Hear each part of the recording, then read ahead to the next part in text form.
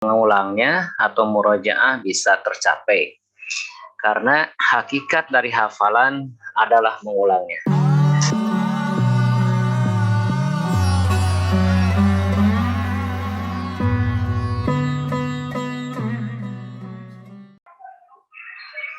Bismillahirrahmanirrahim. Assalamualaikum warahmatullahi wabarakatuh. Apa kabar sahabat Al-Quran dimanapun Anda berada?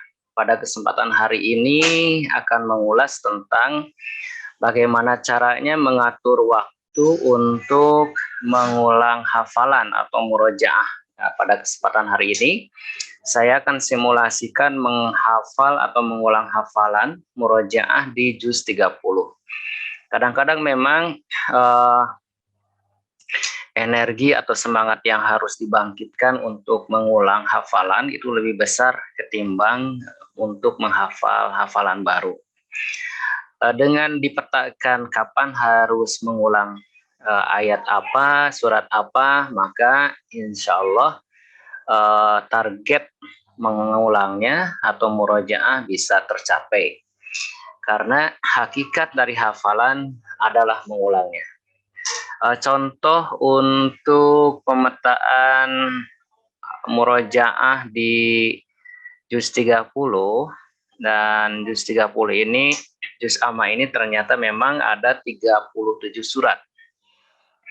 Ketika 37 surat ini kita pakai di dalam sholat keseharian, ternyata luar biasa ya, bisa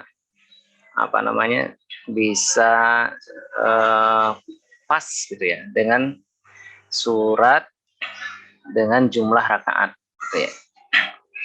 Contohnya adalah ini yang sebelah kiri, ini adalah surat-surat dari atas ya, dari An-Naba, An-Nazi'at, Abasa, At-Takwir sampai Al-Ghasyiyah untuk murojaah yang mau ngambil dari atas. 11 rakaat, 11 surat dipakai di 11 rakaat qiyamul lail atau tahajud. Sementara yang sebelah kiri ini adalah pilihan untuk murojaah 11 surat dari bawah ya. Dari bawah Al-Humazah sampai An-Nas. Jadi 11 surat untuk qiyamul lail. Lalu nanti di dalam sholat qobla subuh, sunnah sebelum subuh, kita kalau dari atas ngambilnya Al-Fajar dan Al-Balad, sementara kalau yang dari bawah itu memakainya At-Takasur dan Al-Asr. Nanti pas sholat subuhnya naik atau kembali membaca surat Asy-Syams dan Al-Lail. Sementara kalau murojaah dari bawah itu membaca surat Al-Adiyat dan Al-Qari'ah. Nanti di duhanya kita memakai 4 rakaat, berarti 4 surat yang kita pakai. Kalau dari atas murojaahnya berarti dari surat Ad-Duha sampai Al-Alaq. Kalau dari bawah berarti Al-Alaq sampai Al-Zalzalah.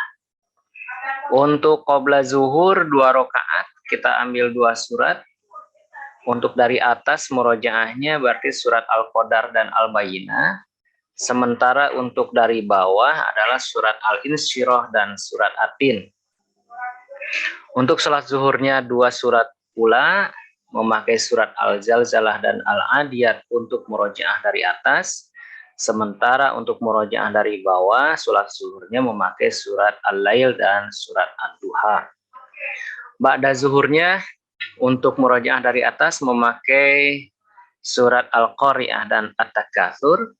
Sementara ba'da zuhur yang dari bawah murojaahnya berarti memakai surat Al-Balad dan Asy-Syams.